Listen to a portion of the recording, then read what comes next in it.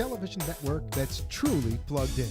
866-224-5422. That's AMP2.TV.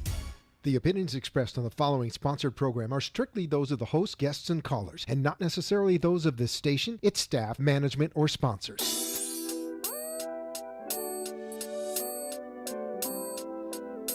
Hello, and good evening. You know what time it is. It is Monday night, 9:30 p.m. Eastern Standard Time, and that means it's time for Zero to Shero. I want to welcome you into this very special broadcast because listen, we're about to celebrate. We're celebrating our season finale. Yes, 13 weeks have gone by just that quickly. And wow, what an amazing time. I want to take this moment and thank you. Thank you for viewing. Thank you for sharing. Thank you for your messages. I want to thank everyone that is listening through the radio. Hello, and welcome. Thank you for tuning in each night. And everyone on the internet, you guys know that you're extra special to this show. You guys have showed up and showed out. And I want to thank you so much. As you guys know, sharing is caring. So if you are watching this broadcast, go ahead and share, hit that share button. Share this to your audiences because you never know, you may impact someone in a positive way. Now, you guys know that Zero to Shero is where your host, Ann Charlius of SheroRising, brings in a very special female entrepreneur powerhouse to share their lessons, to share their stories. Well, because this is our season finale, I decided to change things up. And today's discussion will be between you and me. We're going to talk about the lessons that I've learned over this 13-week period, lessons that you can apply to your life and to your business. Now, if this is the first time that you've met me, you've watched this show, welcome. I am Ann Charlius of SheroRising. My clients call me a mogul maker, a wealth creator, a queen of cash flow, so many different names. But I actually come into the world to really help female entrepreneurs find their message, find their mission, and monetize it. Yes, and monetize it. It's all about the cash flow. You can't be in business if you're not earning money. However, this show has been really a project of passion. This show was created because I realized that so many women are interested in getting into business or who are already in business. And you know what? They don't have the support. They don't have the mentorship. They don't know anyone who is a female entrepreneur that can really support them, that can listen to them in those moments of feeling like a zero. Yes, I believe that we are all born sheroes, but let's be real. Sometimes we definitely do feel like a zero, and we don't want that to happen. We don't want you to feel like you're alone. And so because of that, we decided to start this show. And I have 10 lessons that I want to share with you today that really has helped me on my journey in this process, and what I think will also help you in your journey to discover who you are, to discover what your gifts and talents are, so that you can then monetize it. Now, for me, the walking into entrepreneurship was a very tough decision, you guys. It was a really tough decision. I did everything that you're supposed to do. I'm doing air quotes for those of you listening via radio. I went to college. I then climbed the corporate ladder. I decided to walk away from a six-figure income to follow my childhood dreams, and I went to law school. And then guess what? I graduated, took the bar exam, and I failed. And in that moment, when I failed, I really felt like the whole world was sitting on my shoulders. I felt like I was a failure to my family, to my friends, everyone who believed in me and supported me. I'm sure you yourself have been in a situation where you thought that you've let people that loved you down. We've all experienced it. No matter where you are in the social, economic level of things, we've all experienced it at one point or another. But I'm here to tell you that you can take your failures and make it fabulous. You can definitely take your failures and make it fabulous, because in the middle of that pain, in the middle of that sorrow, in the middle of, let's just be real, how am I going to pay back my student loans? I realized that, you know what? I have a gift, I have a talent, and it's now time for me to pull myself up by my bootstraps and execute and implement the gifts and talents that I had. Because listen, for over a decade, I made millionaires richer. I worked for billion-dollar companies. I was an executive director for a $2.8 billion company. And in that moment, I had to say to myself, Ann, if you can do it for a company, if you can do it for a paycheck, why can't you do it for yourself? Sometimes we have to be our own best cheerleader, our own best advocate, our own best friend. And so in that moment, I had to put my back against the wall. I had to brush off my bruises and hurt, and I had to dig my heels in and say, you know what? The chapter may be over, but the book still has more chapters to come. This is only a plot twist. And this in this movie of life, and this plot twist was needed to really help elevate me to my next great level. And guess what? If I didn't experience that pain, if I didn't experience that failure, I probably wouldn't be sitting right here. You wouldn't be listening to me on the radio. My voice wouldn't spread to over 3 million audience members in South Florida and echo around the globe through the power of technology and the power of SheroRising, my organization. Sometimes those failures are necessary in order to elevate us to our next best level.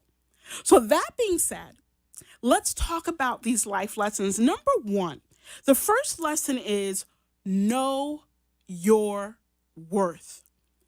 Know your worth. Through this process of speaking to 12 amazing powerhouse female entrepreneurs, I have discovered what I already echo in my heart. They all, in one way or another, echoed the sentiment of we have to look in the mirror and know that we are worth the shot at life, that we are worth going into business, that we are worth getting that job promotion. We are worth finding love. Know your worth. If you are breathing, if you are still living, there is purpose in your life. If you are breathing and you are still living, if you can hear this, if you can see this, there is purpose in your life. The second thing that I learned in this process is get out of your comfort zone. Get out of your comfort zone. Hello, Alicia. Hello. Welcome. If you are watching via Facebook, don't forget to go ahead and put your comment in. I would love to hear from you and give you a little shout out on the air. But you have to get out of your comfort zone. I'm going to be very honest with you. When I started SheroRising just over a year ago, I decided to enter the marketing world using Periscope, which is video live streaming. Understand that I was afraid. I was intimidated about going on video. Why? Because I thought, well, I need to be skinnier. I'm going to be on video. I'm going to look fatter because video is going to make me look fat, and the trolls are going to make nasty comments. Understand that in less than 6 months, I became a VIP influencer on Periscope. I became a Periscope VIP. Can you imagine if I stayed in my comfort zone? If I stayed in my comfort zone, I would have never gotten that reward. So I encourage you, get out your comfort zone. Get out of your comfort zone. The third thing is law of attraction. What you put into the universe is what you will get back in return. What you put in the universe is what you will get back in return. What you focus on, you guys, what you focus on expands. Are you focused on the fact that you have a dead-end job? So focused that you can't see the opportunities that are sitting right in your face? Are you so focused on all of the things that are your weakness that you never even pay attention to all of the strength and talent that you do have? The law of attraction says focus on the good. Magnify your strengths. Magnify your strengths. So through this experience of being with you with Zero to Shero, that is something that I saw over and over re-emphasized by amazing female powerhouse entrepreneurs over and over again. If you want to earn more money, you have to start with believing in your mind that you are worth it and it's already coming to you. If you want a better job, not everyone wants to be an entrepreneur. So let's say you want a better job. If that is you, okay, let's start focusing on what your strengths are in your current position. What do you excel in? So that you can begin to develop potential future opportunities to elevate and move into. So law of attraction is definitely a lesson that we learned over this period of time. The fourth thing that we learned is strategy. You have to begin to strategize every step that you take in business, in life, and career. Yes, there are some people out there, they're born with a silver spoon. Listen, I went to law school with people like that, who their life has been planned out for them since their birth. You know, it's interesting. While in law school, I had a person that was in school with me who father already owned 9 law firms in 9 different states. So yes, that's a silver spoon. Your opportunities are already set up for you, and God bless her. But understand that just because you were not born with a silver spoon in your mouth, it doesn't mean that you can't win in business. It doesn't mean that you can't win in life. What it does mean is you do need to plan and strategize your moves. Time and time again, we met female entrepreneurs who showed us exactly how they strategized their next move. And most of them, if you think about the amazing people that we met, the publisher of Sisterhood Magazine, the founder of a pet grooming and celebrity pet grooming salon, they all talked about understanding and seeing their vision. They saw their vision even before they were successful. They started with the end in mind. I encourage you, I implore you, if you do nothing else, begin to dream big. Dream about where you want to see yourself in 3 months, 6 months, a year. Yeah, you're not going to stop at that because dreaming is not doing. But that's an important first step. And don't just do it in your mind. Write it down. Make it plain. Grab a paper and a pen. Post it on your mirror. Post it on your door. That's an important first step in your process to success, in your process of achieving greatness. The fifth lesson that we learned through this process is that you can't save everyone. You cannot save everyone. What do I mean by that? When I originally accepted this spot on the radio, this spot is Monday night at 9:30 p.m. Eastern Standard Time. I originally was just going to be an executive producer and be primarily behind the scenes. But unfortunately, the universe saw something different. The talent that I had worked out for this special spot, the business relationship did not work out. There was misunderstanding, miscommunication, and a lack of vision. And so, in that moment where the talent pulled out, I had a choice to make.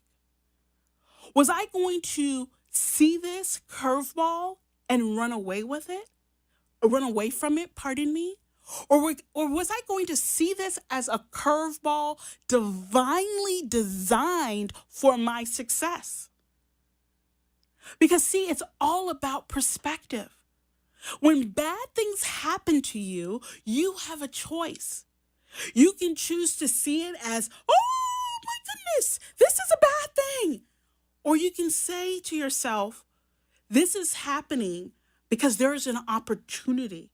There is something that I am supposed to see in this moment. And 13 weeks later, you guys know what I chose. I chose to see that this was divinely designed. And as a result, I became the #1 show.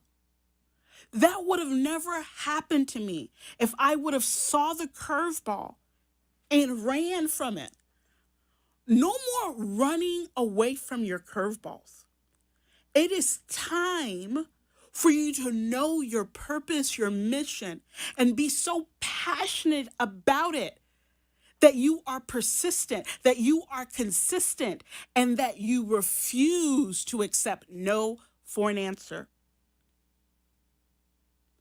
The sixth thing that we've learned during this 13-week period together is that follow-up is everything.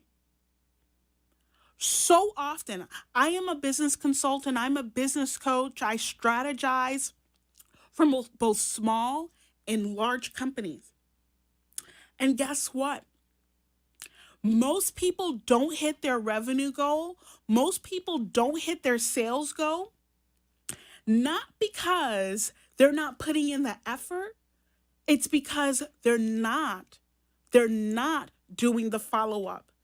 Hello, Jennifer Johnson. Yes. We are going to plan and strategize. This is one of my favorite times a year because this is the time of year where you can start doing some reflecting on what worked during the course of this year and what didn't work during the course of this year.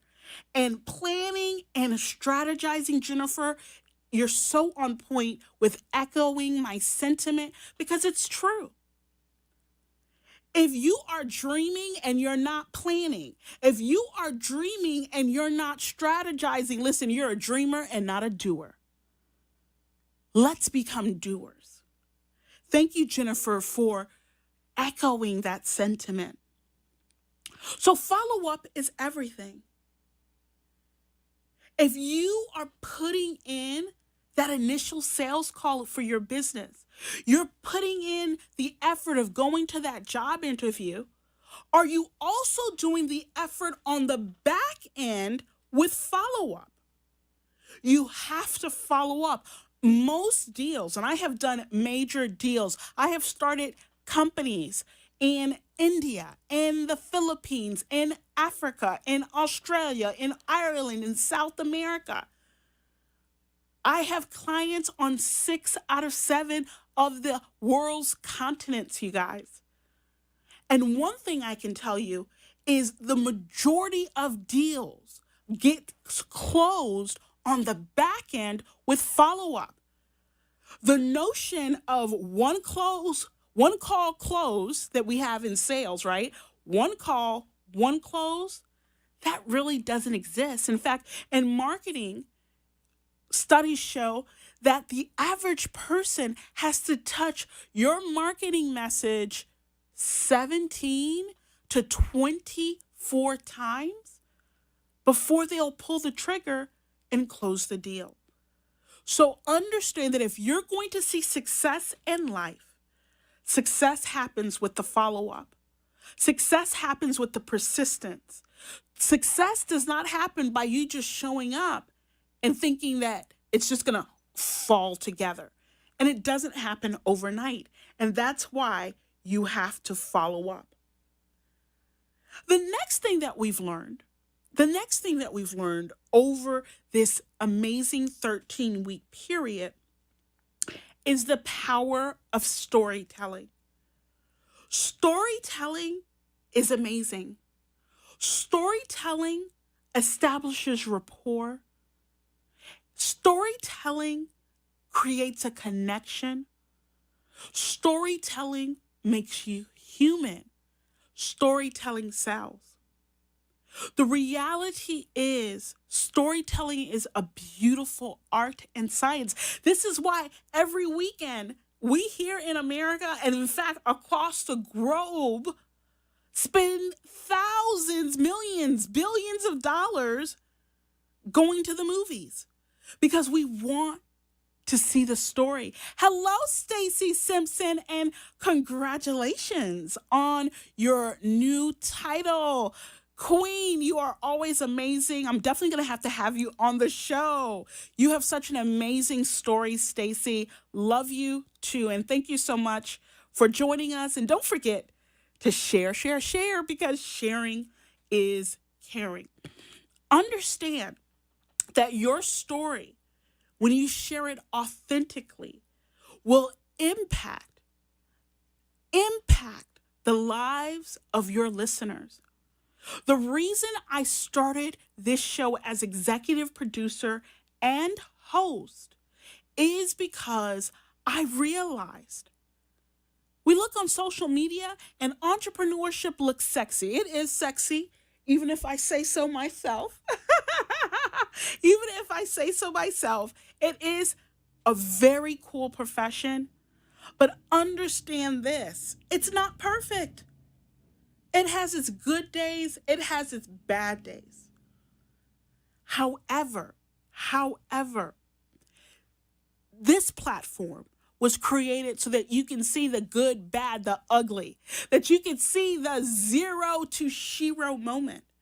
Because we've all had that moment.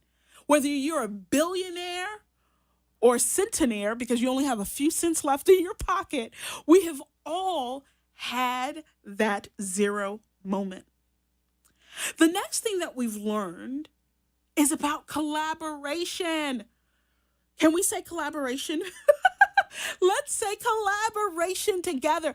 Collaboration is a beautiful thing, but I'm not even going to lie to you. It is difficult. Very difficult. Very, very difficult. We all remember being in high school, and when the teacher says, okay, group assignment, palm to head, and you wonder, why a group assignment? Why were we all so anti-group assignments? Well, we were anti-group assignments because it is difficult. It is difficult to work with different personalities on a team, but it's worth it. There is not a multi-million-dollar company. There's not a billion-dollar company. There's not a company out there earning $100,000 a year that is a one-person show. Everything is a collaboration. Even if you have a business where you're the only person working in the business, you have a collaboration with your clients and customers. Everything is collaboration. And so we have to learn to collaborate, to work as community members. Don't see your neighbor as competition. That's one of the reasons why I started this show when I brought these 12 amazing women before you because I wanted you to see that women can support women. We don't have to be catty. We don't have to be haters, as they call it in this generation. We don't have to be trolls. And this platform showed women from different backgrounds, from different life experiences.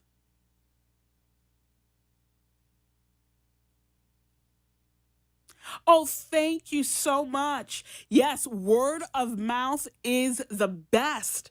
Word of mouth is the best, Stacy. However, listen, can't just depend on word of mouth. You still need to advertise, but word of the mouth is the best. And it is anywhere from 17 to over 20 something touches before someone will pull the trigger. That's why when a new movie comes out, you see that advertising like 30 times over the weekend because they need you to see it often.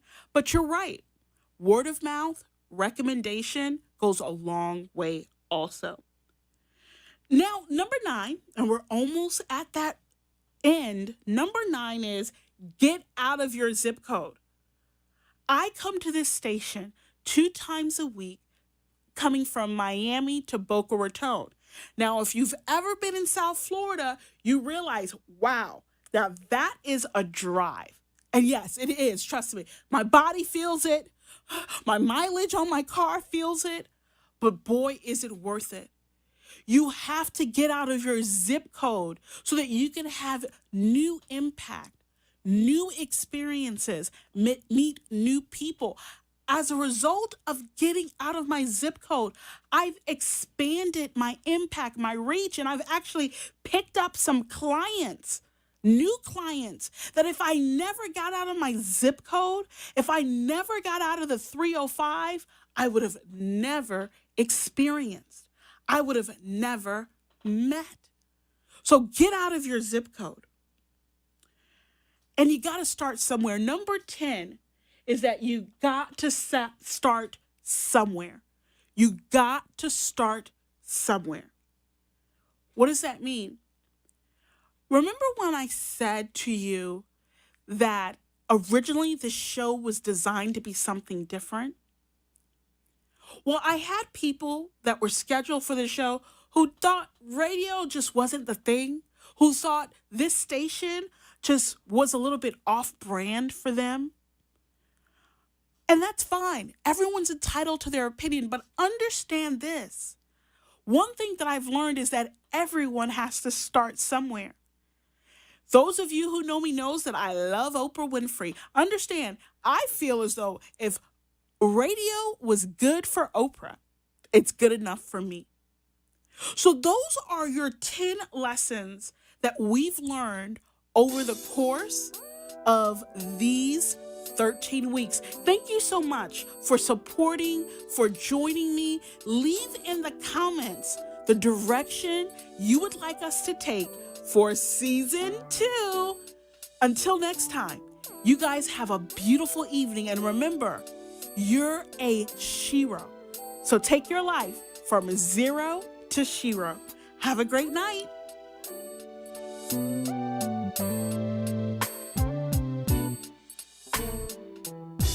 The opinions expressed on the preceding sponsored program were strictly those of its hosts, guests, and callers, and not necessarily those of this station, its staff, management,